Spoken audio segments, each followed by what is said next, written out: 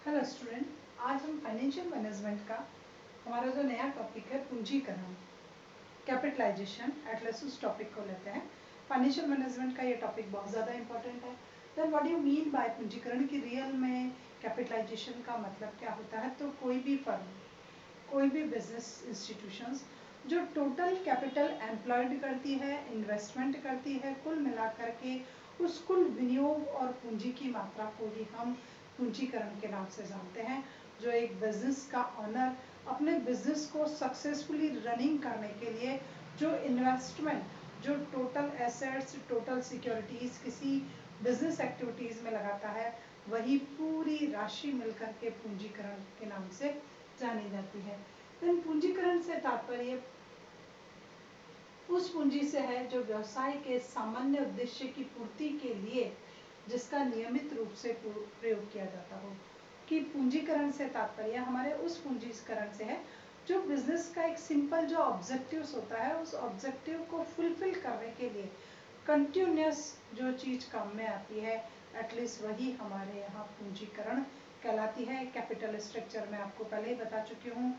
और कैपिटलाइजेशन होता है जिसमें वेरियस टाइप के आपके कैपिटल स्ट्रक्चर्स होते हैं, तो वो सब मिलकर के आपका पूंजीकरण कहलाता है। For example equity share, preference share, debentures, bonds and loans, और इनकी टोटल जो अमाउंट है for example 1 lakh rupees, then these 1 lakh rupees, ये 1 लाख रुपए जो है वो पूंजीकरण के नाम से जानते हैं। कि आपने विभिन्न सोर्सेज से कैपिटल कलेक्ट कर करके और टोटल पूंजी की जो अमाउंट है वो किसी बिजनेस में विनियोजित करती है, तो कुल विनियोजित की जाने वाली मात्रा को हम जो है कैपिटलाइजेशन के नाम से जानते हैं। अब there are two types of capitalization. Capitalization जब हम एम्प्लॉयड करते हैं तो टू टाइप्स की सिचुएशन हो सकती है।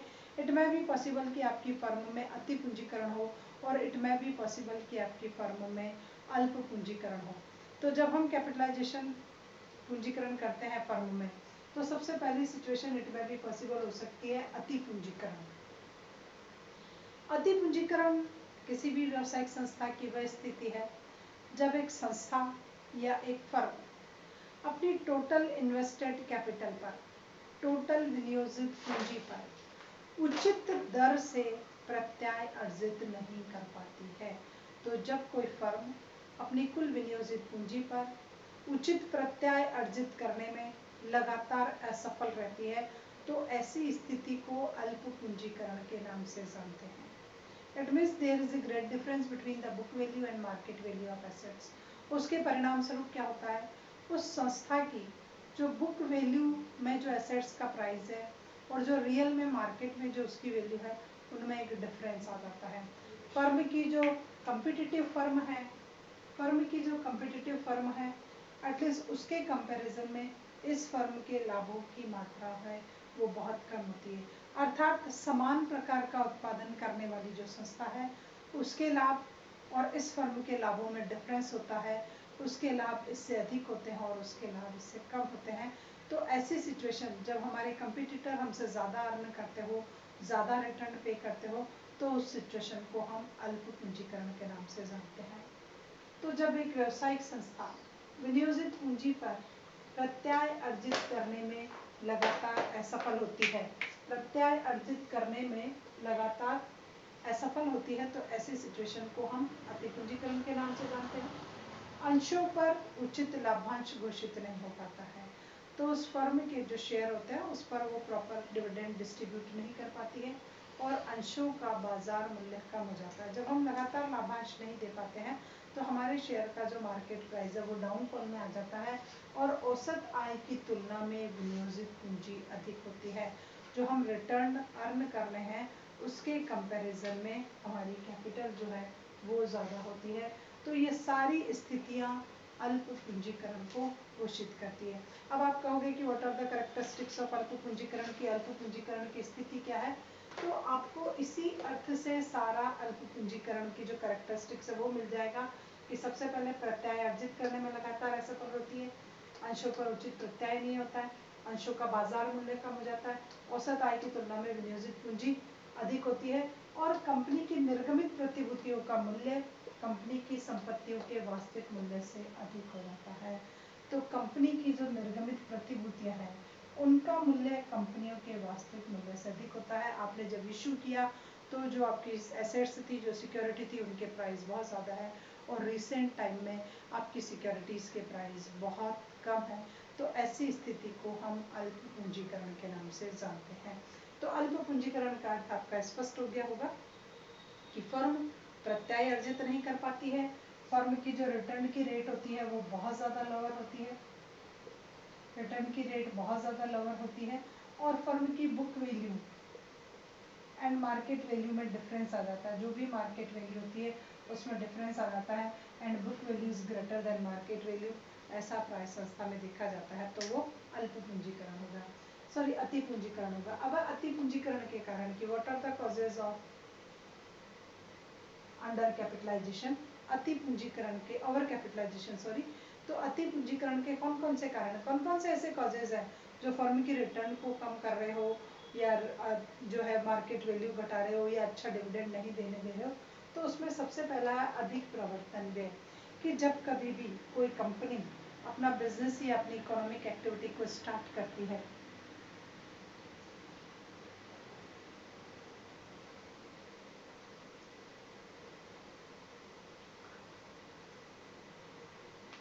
तो सबसे पहला कुछ प्रमोशन एक्सपेंडिचर होते हैं जिनको हम प्रवर्तन व्यय बोलते हैं। ये प्रवर्तन व्यय व्यवसाय जब भी हमारा प्रारंभ होगा तो उस व्यवसाय के प्रारंभिक काल में ये प्रवर्तन व्यय किए जाने पड़ते हैं। इनमें आता है जैसे आपके निर्गमन के व्यय है, दलाली है, अदर प्रवर्तक का जो है वेतन है, सैलरी है, प्रिंटिंग की कोई प्रॉब्लम है तो वो है। तो ये बहुत सारे जो ऐसे एक्सपेंडिचर होते हैं जो स्टार्टिंग के टाइम पीरियड में होते हैं। अब आपने क्या किया कि वो प्रवर्तन व्यय बहुत ज़्यादा कर दिए, आपने सोचा तो कुछ और था लेकिन वो एक्सपेंडिचर कुछ हो और गए। तो ऐसी सिचुएशन में जब आपके स्टार्टिंग के ही एक्सपेंडिचर बहुत ज़्यादा हो जाते हैं तो भी हो सकता है कि फर्म अच्छा आय उपार्जित करने में असफल रहे। तो सबसे पहला कारण है प्रवर्तन व्ययों का अधिक होना, जो स्टार्टिंग में हर कंपनी को, हर व्यावसायिक संस्था को करने पड़ते हैं पूंजी को प्राप्त करने के लिए और अदर एक्सपेंडिचर के लिए। उसके बाद है प्रवर्तन के समय आय का अधिक अनुमान। इट मे बी पॉसिबल कि जब आपकी फर्म प्रमोशन में आ रही हो, स्थापित हो रही हो, उस समय आपने आय का एस्टिमेशन कुछ ज़्यादा ही ऊंचा लगा लिया। आपने आय का अनुमान लगा लिया 1 लाख रुपए, और रिसेंट में आपकी जो इनकम है वो 50,000 रुपीज़ ही हुई है। तो ओवर एस्टिमेशन ऑफ इनकम भी ऐसी सिचुएशन को क्रिएट कर सकता है। हम व्यवसाय प्रारंभ करते हैं तो सोचते हैं उससे इतना लाभ होगा, इतना लाभ होगा, इतना लाभ होगा, तो हमारा एस्टिमेशन थोड़ा हाई होता है, बट जो रियलिटी होती है वो थोड़ी कम होती है। वास्तव में पूंजी का जो वास्तव में हमारी रिटर्न है वो बहुत ही लोअर होती है।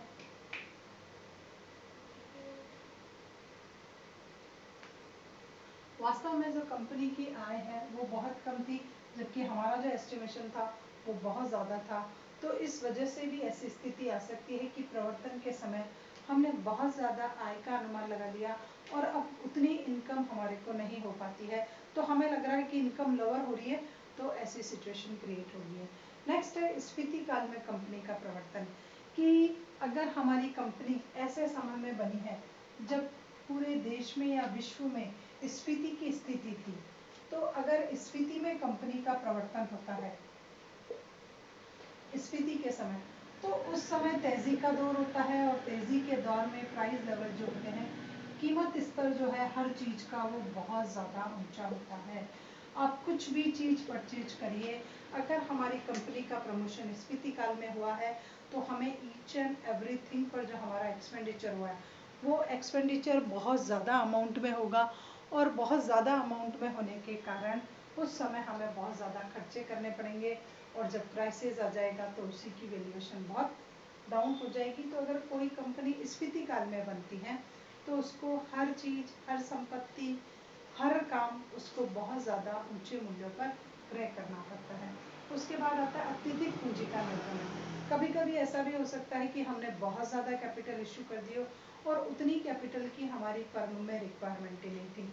सपोज कीजिए कि मैंने कोई बिजनेस स्टार्ट किया और मैंने 2 करोड़ की कैपिटल को इशू कर दिया, 2 करोड़ की पूंजी का मैंने निर्गमन कर दिया, बट रियल में मेरे को रिक्वायरमेंट कितनी थी, 1 करोड़ रुपीज़ की थी।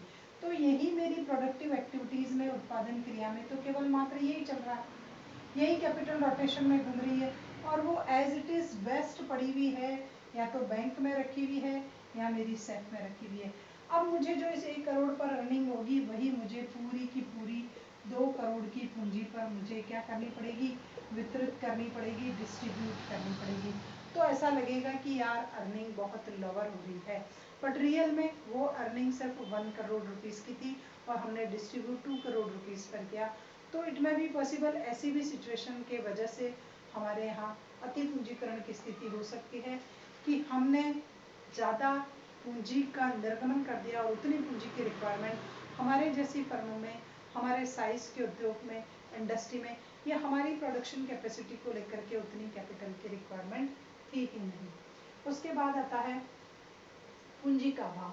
कभी कभी क्या होता है कि इससे रिवर्स भी सिचुएशन आ सकती है कि हमारे यहाँ लैक ऑफ कैपिटल की सिचुएशन हो जाए कि हमारे पास पूंजी है ही नहीं।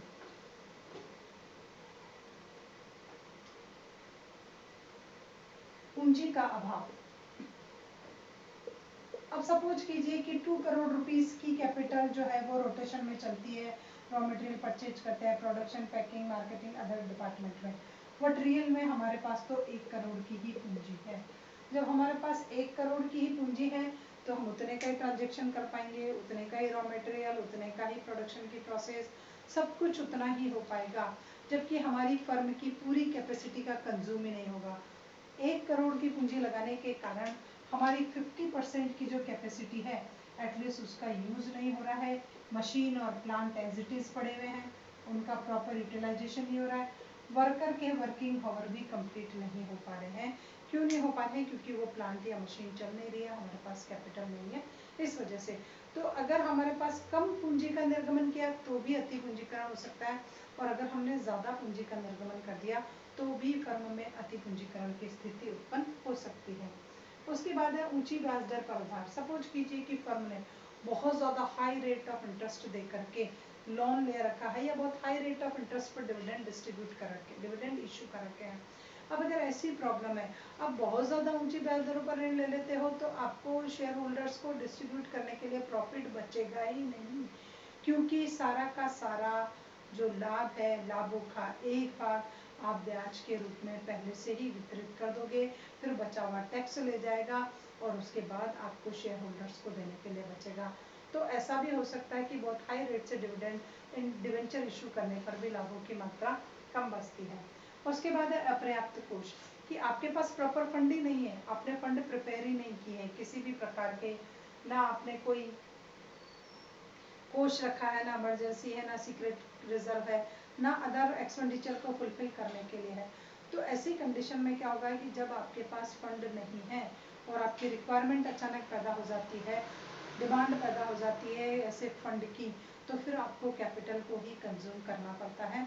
तो अपर्याप्त कोष रखने की वजह से भी लाभों की मात्रा को फिर इमरजेंसी टाइम में काम में ले लिया जाता है और शेयर होल्डर को प्रॉफिट डिस्ट्रीब्यूट नहीं हो पाता है। उसके बाद है उदार लाभांश नीति। इट में भी पॉसिबल कि आपने बहुत ज़्यादा लिबरल डिविडेंड पॉलिसी को अडॉप्ट कर लिया हो, आपको लग रहा हो कि जितने के जितने लाभ हैं वो सारे के सारे लाभ एज इट इज़ डिस्ट्रीब्यूट कर देता हो। तो जब हम लिबरल डिविडेंड पॉलिसी को फॉलो करते हैं और हम सारा का सारा जितना भी प्रॉफिट हुआ वो डिस्ट्रीब्यूट कर देते हैं, तो फ्यूचर के लिए हम कुछ भी अमाउंट सेव करके नहीं चलते हैं, किसी भी रिजर्व फंड में अमाउंट ट्रांसफ़र नहीं होती है। तो ऐसे एक डिफेक्टिव पॉलिसी फॉर्मुलेट हो जाती है कि लाभ आयन गए, आए और गए, और फर्म के पास अपना खुद का कुछ भी सेल्फ इन्वेस्टमेंट के नाम पर उसके पास कुछ भी नहीं बचता है। तो बहुत ज़्यादा लिबरल डिविडेंड पॉलिसी को अडॉप्ट करने की वजह से भी अति पूंजीकरण की स्थिति फर्म में आ सकती है।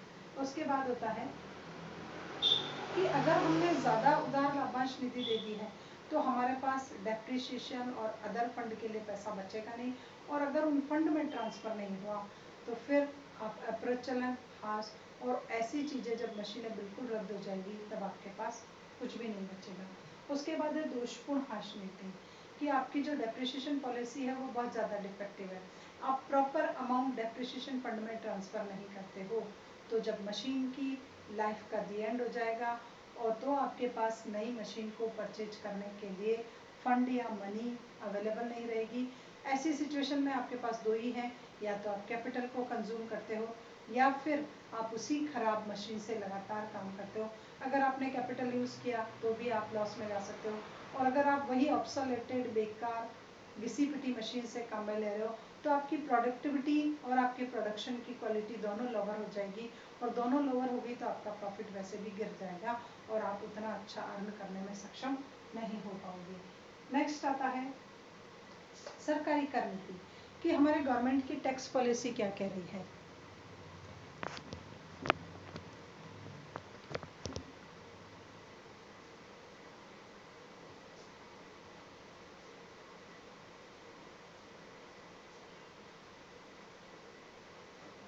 कि गवर्नमेंट की टैक्स की नीति क्या कह रही है। अगर गवर्नमेंट बहुत हाई रेट से, सरकारी कर नीति, अगर गवर्नमेंट प्रॉफिट पर बहुत हाई रेट से आपके लाभों पर टैक्स ले लेती है, कर ले लेती है, तो लाभों का एक भाग सरकार को हस्तांतरित हो जाता है, तो आपके पास लाभ वितरित करने के लिए अब जो अमाउंट बचती है या रकम बचती है वो बहुत कम बचेगी।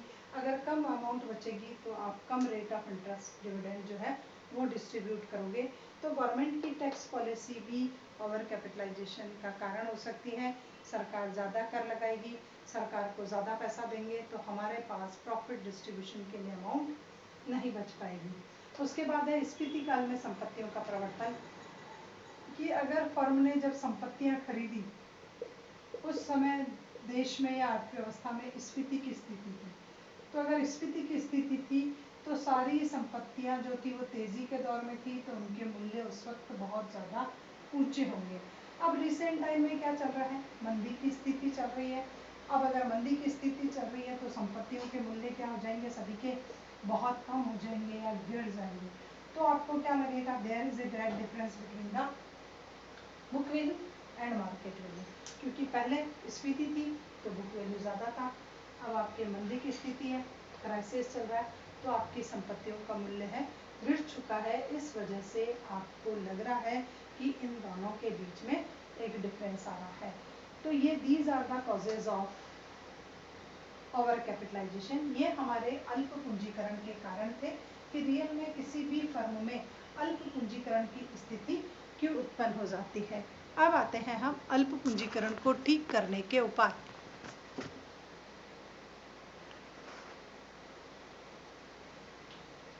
उसमें सबसे पहला आता है, अब आता है कि हम इस अल्प पूंजीकरण को किस तरह ठीक कर सकते हैं, कैसे हम फर्म की जो है वो अर्निंग कैपेसिटी स्ट्रॉन्ग कर सकते हैं, कैसे हम फर्म के लाभों को बढ़ा सकते हैं, कैसे जो बुक वैल्यू और मार्केट वैल्यू में डिफरेंस है एटलीस्ट उसको लोअर टू लोअर कर पाते हैं।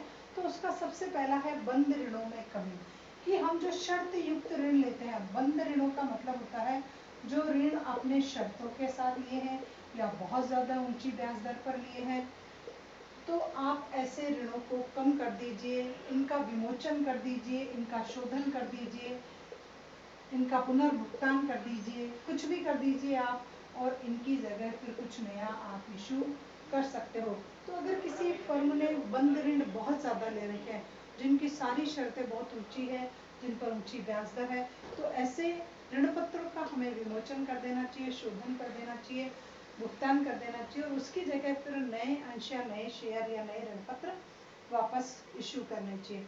उसके बाद ऋण पत्रों पर दिए जाने वाले ब्याज में कमी, अगर आप ऋण पत्र पर ब्याज की जो दर दे रहे हो वो 12% है, तो आप कोशिश करिए कि ये ब्याज दर आपकी कम हो जाए।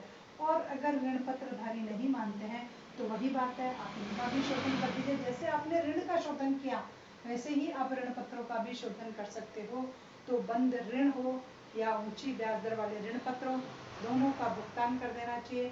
उनकी जगह हमें नई पूंजी निर्गमित करनी चाहिए जो कम ब्याज दर वाली हो और जिस पर कम शर्तें हमारे साथ तय की जाती हैं। उसके बाद है ऊंचे पूर्वाधिकार, ऊंचे लाभांश वाले पूर्वाधिकार अंशों का विमोचन। अब आती है बात पूर्वाधिकार अंशों की। पूर्वाधिकार अंश, पूर्वाधिकार अंश पर भी हम करते हैं कि जैसे 60%, 10% वाले प्रेफरेंस शेयर हमने इश्यू कर रखे हैं, तो जो ऊंची लाभांश की दर वाले प्रेफरेंस शेयर है हम इनका भी विमोचन करके इनकी जगह अगर आसानी हो सके तो नीची ब्याज दर वाले पूर्वाधिकार अंशों का वापस निर्गमन कर सकते हैं। तो यही एफर्ट्स है सारे कि आप रेट ऑफ इंटरेस्ट हाई थी, कम वाला लो, आपकी इंटरेस्ट रेट हाई थी, कम डिवेंचर इशू करो वैसी। उसके बाद अगर आपके प्रेफरेंस शेयर पर डिविडेंड की रेट हाई है, कोशिश कीजिए आप कि आप उनका विमोचन कर सको, शोधन कर सको और आप उनकी जगह दूसरे पूर्वाधिकार अंशों का वापस निर्गमन कर सकते हो। उसके बाद अंशों की संख्या में कमी। एक ने ये भी सजेशन दिया है कि जहाँ जैसे सपोज कीजिए कि आपके 1000 शेयर हैं 100 रुपये वाले, तो कुल मिलाकर के कंपनी की कैपिटल हो गई 1 लाख रुपीज़। अब आप क्या कर सकते हो, अंशों की संख्या कम कर सकते हो। अंशों की संख्या कम करने का मतलब 100 शेयर एंड पर शेयर प्राइस 1000 रुपीज़, आप ऐसा भी कर सकते हो।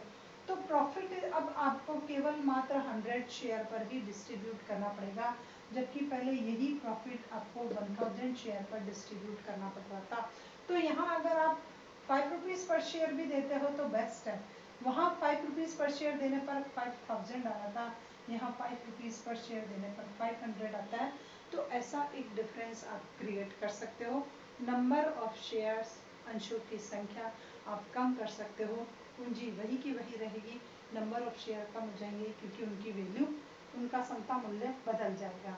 उसके बाद आता है अंशों के समता मूल्य में कमी। किसी ने ये भी सजेशन दिया है कि आप अंशों के समता मूल्य को भी कम कर सकते हो, कि भाई 10 रुपीज़ वाले हैं तो उसकी जगह आप 90 रुपीज़ वाले कर लीजिए, आप उसकी जगह 10 रुपीज़ वाले कर लीजिए।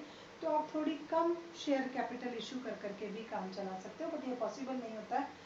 एक सजेशन है लाभों का पुनर्विनियोग, कि हमारे पास जितने भी लाभ होते हैं, इन लाभों को अगर हम वापस री इन्वेस्टमेंट करते जाएं, पुनर्विनियोजित करते जाएं, तो हमारी जो निर्भरता इन ऋण पर और ऋण पत्रों पर और पूर्वाधिकार अंशों पर होगी, वो निर्भरता कम हो सकती है अगर कोई फर्म अपने लाभों को वापस विनियोजित कर दे और अपना काम सुचारू रूप से चला सके लाभों के पुनर्विनियोजन के कारण।